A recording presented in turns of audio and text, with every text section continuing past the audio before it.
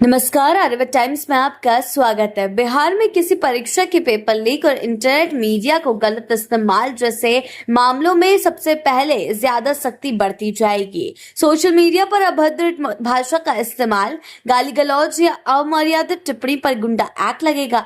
Paper leak के मामलों में भी गुनहगारों पर यही प्रावधान लागू होगा।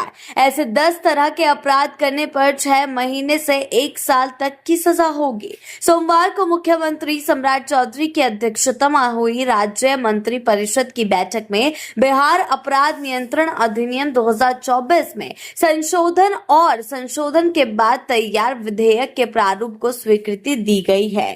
बिहार अपराध नियंत्रण अधिनियम 1981 को निरस्त कर साल 2024 में नया कानून लागू किया गया था। ये मार्च 14 का 2024 से प्रभावी है। अब इस कानून की कुछ धाराओं में संशोधन का प्रस्ताव है। इस प्रस्ताव में कहा गया कि राज्य में तेजी से हो रहे शहरीकरण, आर्थिक गतिविधियों के विस्तार, विज्ञान और प्रौद्योगिकी के बढ़ते उपयोग और डिजिटल सेवाओं पर लोगों की बढ़ती निर्भरता के कारण अपराध का स्वरूप तेजी से बदल रहा है। साइबर अपराध, प्रतियोगी परीक्षाओं के प्रश्न पत्र लीक जैसे नए अपराध सामने आए हैं। सरकार का मानना है कि अपराधियों के तौर तरीके और अपराध की प्रकृति में आए बदलाव का सीधा असर कानून व्यवस्था पर पड़ रहा है। ऐसे में अधिनियम में संशोधन कर असामाजिक और संगठित अपराधों पर अधिक प्रभावी कार्रवाई का रास्ता तैयार किया जाएगा। प्रस्तावित संशोधन के बाद पुलिस को बदलते अपराधों से निपटने के लिए अधिक सक्षम कानूनी प्रावधान उपलब्ध होने की उम्मीद है। कानून में संशोधन के बाद पेपर लीक, इंटरनेट मीडिया पर गाली गलौज पर सीसीए लगेगा।